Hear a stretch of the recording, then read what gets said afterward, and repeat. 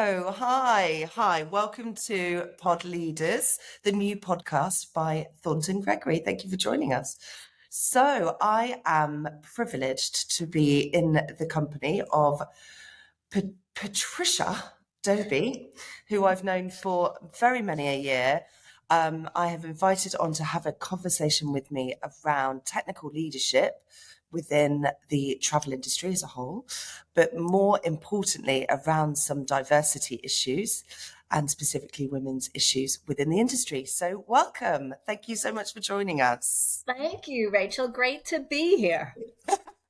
And very funnily, I love that Pat just said she's absolutely fine speaking in front of hundreds and hundreds of people, but suddenly when it's recorded on a podcast, and I'm exactly the same, it suddenly becomes very nerve-wracking, so bear with us.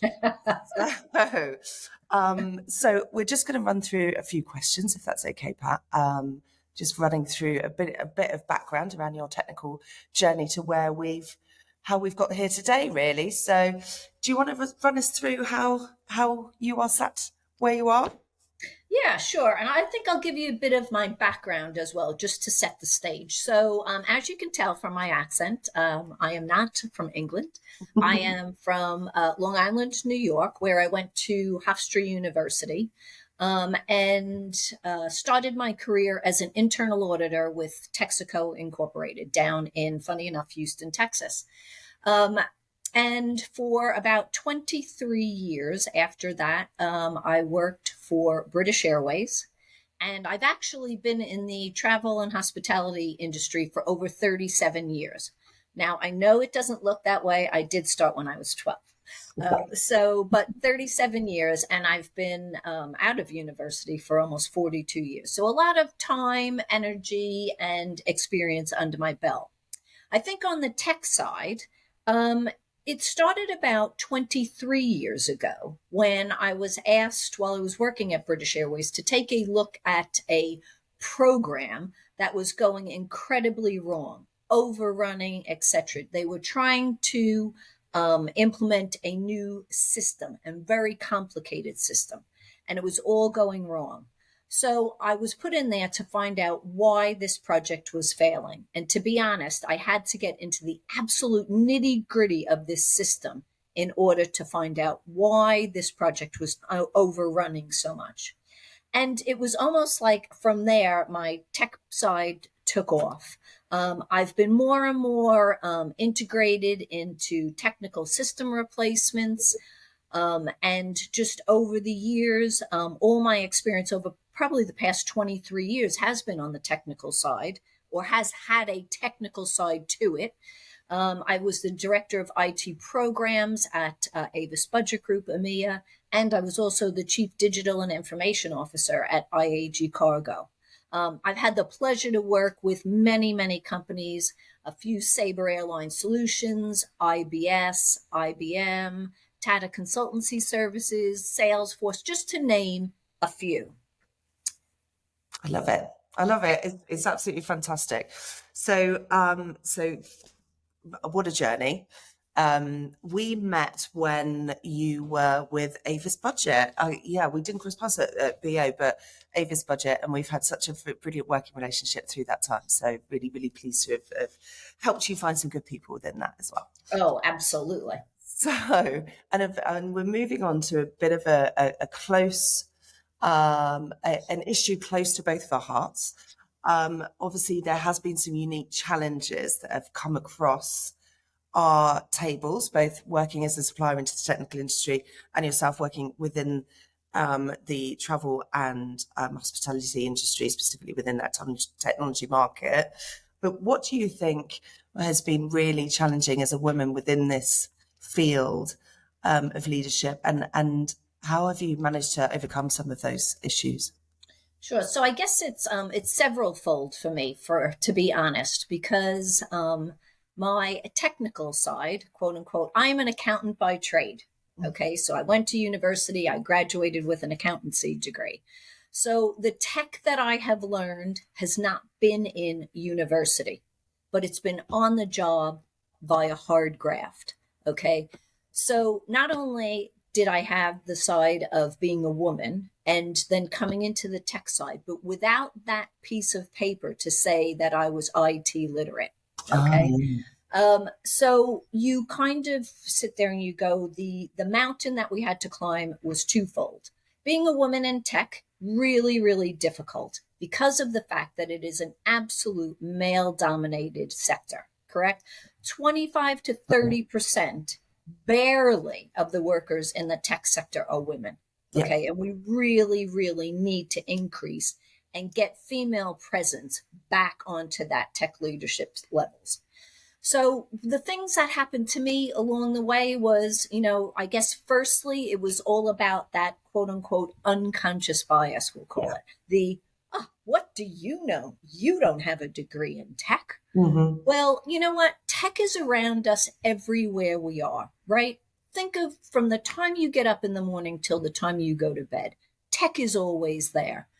Yes, you need that qualification or you need that experience to get into some of the things that are going on in the world today. But I would say, firstly, fight that unconscious bias. The unconscious bias that's there just by being female and then being a techie or a female in the tech world. Mm. I left myself open to learning. I was like a sponge, asked tons of questions. I played catch up on the knowledge side. But I used my sphere of influence. I used my friends, collaborating with colleagues, peers, even suppliers. I took courses. I attended seminars. I've done the gambit in order to try and strengthen my skills on the tech side. I think, secondly, challenge the norm. Sometimes when you're the underdog, okay, it plays to your strength because you have the ability to, quote unquote, ask that silly question or look at something with different eyes, and you therefore see different solutions than you might otherwise have seen, and the challenges that come with that. And diverse views can help solve many, many issues, and you solve them differently and not necessarily by rote. The other thing I would say, have a presence and an air of confidence, but not an air of arrogance. Yeah, it's a thin line. Technically, people say, oh, women, you're arrogant. And then if I'm American, oh, Americans are arrogant, et cetera, et cetera. But I think really it's all about presence and having that air of confidence when you're asking questions, when you're challenging things, especially. One of the key things for me is also about listening. And for me, listening is one of our most underrated skills that we have. You can't learn and you can't lead without listening. Some suggestions: speak up, be resilient. Don't be the wallflower just because you may not know all the answers. Absolutely. So I just say, go forth and let's get women into this industry. Let's get them into leadership levels and let's show them what we're made of. Absolutely. Let's show them what we're made of. Absolutely love it. I want a t-shirt with it on. Fantastic. I think we've probably answered our next question, but it's around the most important qualities for a tech leader in the travel industry. And how do you cultivate those qualities in yourself? I mean, you've just mentioned that you've just pulled on all of the contacts and an circle of influence that you have and different learning opportunities. Would there be anything else that you would add to that? Oh yeah, tons. Yeah. I thought that might be an open question. But I think importantly, this is about leadership in general. Whether you're tech, whether you're in any other sector, it's about leadership in general. Leadership to me is all about the people. Okay. We are nothing without our teams. You can't be successful if you don't have a successful team. You need to know about your people. You need to know what makes them tick. You need to know about their family circumstances. You need to understand their underlying motivation for being in the role that they're in. For me, it's about being genuine. It's being caring. It's having positive energy and passion. You walk into a room, you want people to recognize that you're there, but that you're there for them. Yeah. Okay. I think it's important that they have vision, that they have goals, that we as leaders motivate them. I think we have to show the right level of empathy to your team, and that quality is very, very important, especially in today's world. I think you need to be able to also foster respect for each other and for each other's ideas. And for me, four of my biggest pieces are trust, communication, integrity, which is Oh, really important, unbelievably. Yeah. but also to have fun. We Yeah. spend so much of our time at work. We need to have fun at work too, whether it's a giggle a day, whether it's a little joke here or a little joke there. Laughter shouldn't be perceived as people aren't doing their job, Yeah. because it Absolutely. is an integral part of what we do. I think when we look at cultivating that environment, we have to become inclusive, we have to be open, supportive. We can't micromanage everything and everybody, because that Mm. doesn't work in today's world. You Yeah. need to let people feel that they're valued, that they're challenged, that they have opportunities, Yeah. right? And we as leaders, we have to accept criticism and challenge as well, and not shut people down just because they may have different viewpoints. And I just think care becomes very, very a big part of this, and treating people with dignity and respect, be it saying hello from the minute you walk into the office, to be it the janitor to Yeah. the CEO. Love We that. all have a place, right? You Absolutely. need people at every level. So treat people with dignity and respect. And I just think those qualities, whether it be tech, whether it be any other industry, you really, really have to have a passion for the people. And I think Absolutely. when you do that, with all the right ingredients, we will develop emerging leaders. But you have to lead by example. And I feel that your team will follow you if you do. Absolutely. There's nothing so depressing as an unpassionate leader. Oh, And I think anybody that's worked with you and had what our moments will understand that having an impassioned and powerful leader in front of you makes you get up in the morning. So do you know what? It makes all the difference in the world. And we joke, we know what the whoop whoop thing is. I have a very, very big passion for celebration. yes, Okay. And celebrating the people, celebrating their achievements, and just livening up an environment. And I can walk through a room and I can just go whoop whoop, I and love people it. know, and you hear a whoop whoop in response coming back, and another whoop whoop in response coming back. And it's become almost my mantra, which I know sounds quite silly in this day and age, but you know what? It's the simple things that make the Absolutely. difference. Absolutely. I'm following the podcast at the moment, and they're going into a lot of detail around just high-fiving yourself in the mirror in the morning. Yep. And I'm trying it, and it's working so far. So fingers crossed that carries on. I love it. Brilliant. So my next question is circling around balancing technical skills with leadership skills when growing and scaling a team. So we've done a lot of hiring together, balancing that. Obviously, you've not come from a technical background, but have a great technical knowledge base now. How do you balance that in growing and scaling teams or looking for new hires?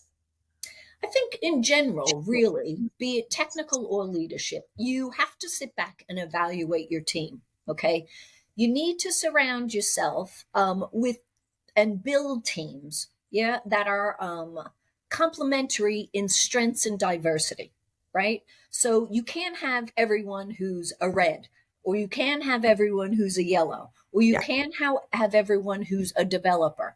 You need to actually build those teams and make sure that you have the complementary strengths. But you need to effectively leverage your team and the talent within that team. I think you need to be able to give people chances. You need to allow them to take risks. And funny enough, you need to let them make mistakes. Yeah. Absolutely. Absolutely. In the same breath,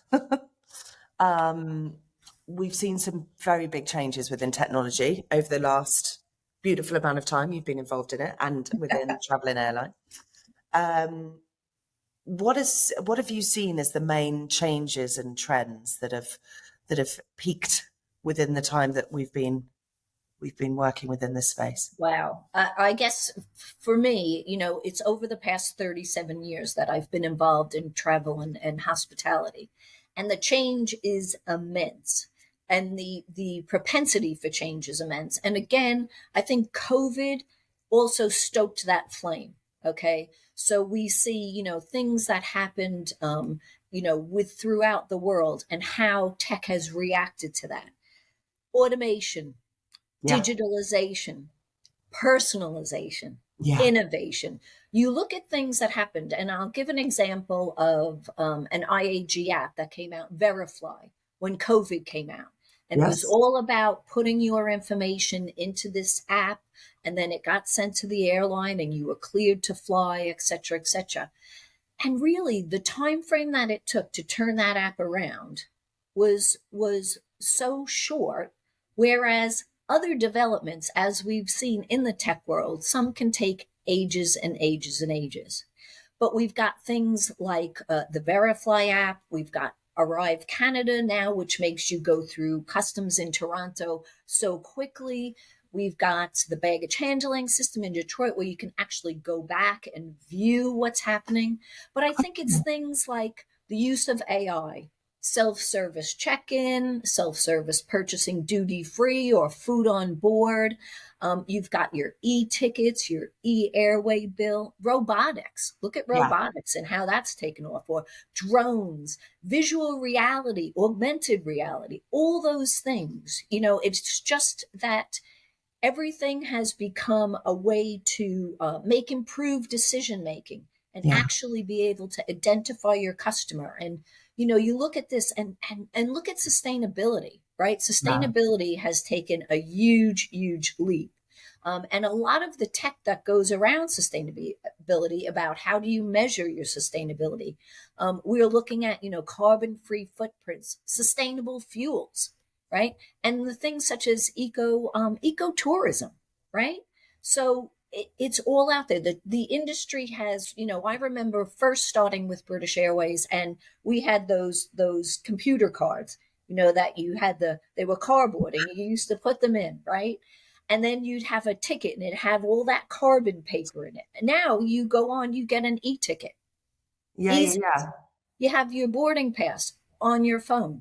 So yeah, the tech, when you sit back and you look at the travel industry and you think, what has been the biggest influence?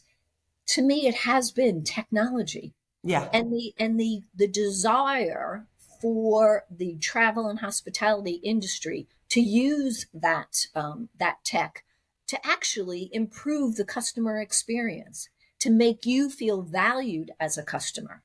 So it's when you sit back and you think of these things and you think of where you started and where you've come to, it's absolutely amazing. And I think now the hiring technique for all of these things is about that skill-based hiring. So especially on the tech side, because before you could have been a generalist, whatever, but now people are really honing in, be it whether it's permanent employees or contractors. It really is skill-based, where before you may have taken someone just for the degree, even yeah. though I have a degree in IT.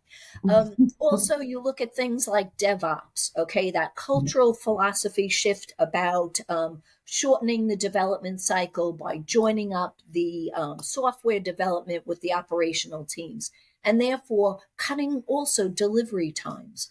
So the amount of change within the travel and hospitality industry is absolutely immense, and I can't see it letting up anytime soon.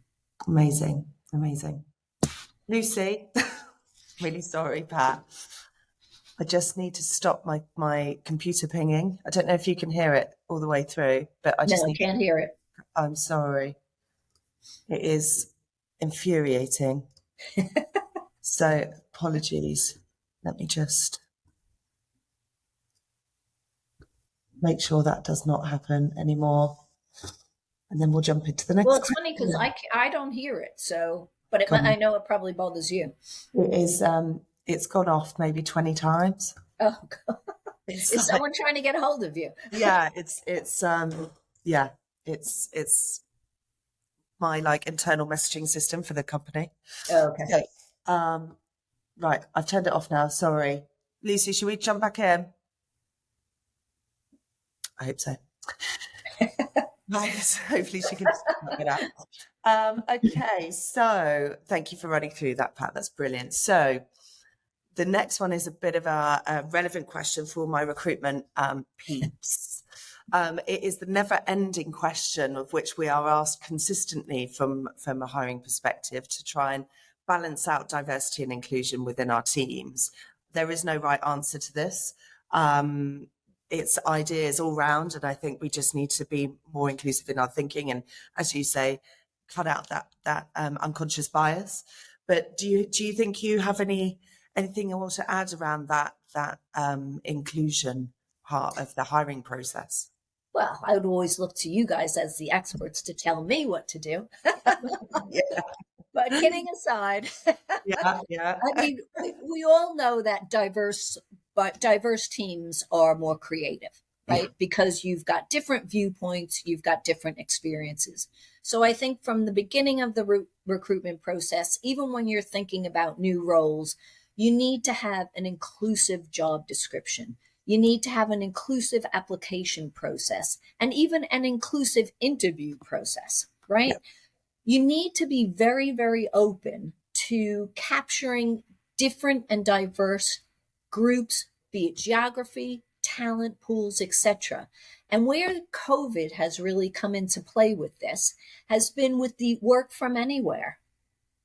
We yeah, can work from absolutely. anywhere, right? Yeah, So yeah, whereas you might have looked in your local area for yeah, someone, their expertise and the diversity and the range of the talent pool has basically gone global, right? absolutely. You don't necessarily need to move someone from India to England or the US to England or vice versa. It's that work in anywhere. And I just think for inclusion and diversity, I think it's opened up the world to us. It really has. It really, really has. And again, I think when you get into different cultures and you see different ways of people working, and you see different viewpoints, I think it actually adds such a richness to your recruitment and your recruitment process, and then the candidates that you actually bring forward. Absolutely. And even from a time perspective, to add to that, if somebody needs to do the school run and work a different hour schedule to the rest of people, as long as you're there for key meetings and things, it's really opened up the opportunity that you don't physically have to be in a room to be Oh, able to make absolutely. it work. And therefore the talent and the accessibility of that is fantastic. Yeah, it is. And you know what? COVID was an absolutely Yeah, horrible, horrible pandemic. it was, yeah, But if anything, I think it woke us all up to work life balance, what else is out there, how important life is, and how important all of our team members are. And I just remember touching base constantly with people during the COVID time when people had to be working from home or yeah, we had to put people onto furlough. So I just think for all the sadness and angst and anxiety that COVID brought about, it also did wake us up to a lot of new opportunities. absolutely. And that human part of if there was a particular person, people were living on their own, right, during that Absolutely. process. If somebody was living on their own or didn't have family particularly close by or whatever, touching base and making sure that there's a human aspect that really came Absolutely. into that process that I think should not be forgotten. And Absolutely. And people felt isolated, they felt yeah, lost. And even people that had children were struggling with this whole yeah, teaching, your kids at oh, home, whatever. So I just think it's absolutely imperative that, we're inclusive, that we're open, supportive, and that we absolutely show everybody that there is, there's a place for everybody, there's opportunity, and that we don't marginalize anyone based on race, gender, disability, sexual preferences. We have to appreciate the people that are out there. Absolutely. Takes a lot to fit all the puzzle together. It's great. It does. Absolutely. Yeah. So I know that you have been a fantastic mentor for so many people within, we work so closely together at ABG, but the mentoring and developing team members has been such an important part of your development process yourself as becoming a fantastic leader. Have there been some really effective ways that you've found of developing individuals or mentoring individuals? Yeah, I think this question has two sides to the answer, right? So, because I believe, and I'm really, really passionate that as a leader, every day you should be sharing your knowledge, your skills, your experience, and therefore growing your team members, and not necessarily just your team members. It can be team members outside of your immediate area, but you want to build an effective, efficient, inclusive team. So for me, it's really important that that first mentoring step is there for your teams every day. I think an aspect of mentoring that's really, really important also is that one-to-one. So where we can actually discuss specific needs and give specific guidance. For people that are in your team, it's probably a bit easier because of the fact that A, you see them every day, and then B, you have your one-to-ones, which are scheduled either weekly, monthly, whatever. But you have that ability. And I think it's essential also to build trust first and foremost, okay? Because your team have to trust you, and you need to be able to trust your team. And you also need to have the ability to give honest feedback, because it's really, really important. I think on the side where I've mentored people outside of my immediate team, and I follow the basic concept that I've just gone through. But I think because we don't have that day-to-day contact, it is essential that together at the very beginning, we set expectations and we understand, accept exactly what type of mentoring they need. Yeah. Okay, because there's different types. People need leadership mentoring. Some people may need mentoring in process or public speaking or whatever. So everyone's needs are different. However, I go back to leadership is all about people. Even with mentoring, the first thing it starts with, and especially with someone who may not be in your team, is get to know that mentee. Yeah. Understand who that person is. Because with knowing that, that's how you can ensure that you give them the best mentoring experience that they can have. Amazing. Yeah. It's quite inspiring to watch. And I think especially going back to our previous question about that COVID point, there's a generation of 2 or 3 years that came out of university, whether it be into management roles or into graduate schemes, they didn't have a personal approach within that time. And we need to make sure that's picked up on and people are really encouraged through that, because we could be missing a trick there with a whole generation of our. Absolutely. It becomes even more important. Even more important. People. Right. And people are my passion, if you can't tell. Absolutely. I love it. What advice would you give to someone pursuing a technical leadership role within our very beloved travel industry? I would absolutely say go for it. Yeah. Go for it with a gusto. Yeah. With all of the emerging change that's happening, oh my goodness, it will be ultra challenging, and it'll be fantastic. It'll be satisfying. It'll give you the, you know what? You almost have to love what you do in order to really, really be passionate. And I think coming in as a tech leader with everything that's going on in the entire world, not just even the travel industry, there's just so much opportunity out there. There's so much opportunity out to contribute, There's opportunity out there to develop emerging leaders. So I would absolutely say go for it. Satisfaction guaranteed. Don't listen to the naysayers. Take a risk. Take the challenge. You won't be unhappy. You won't be dissatisfied. And you know what? You'll get up every morning, look at yourself in the mirror, and you'll think, wow, I've made a difference. Absolutely. Absolutely. What an amazing moment to finish on. Thank you so much. You are so so very, very welcome. And thank you for having me on. Oh. Appreciate it. And I wish you well, and I hope the podcasts go fantastic. Thank you. Thank you. So that's just rounding up Pod Leaders from Thornton Gregory. Thank you so much, Pat Dobie. Cheers. Thank you.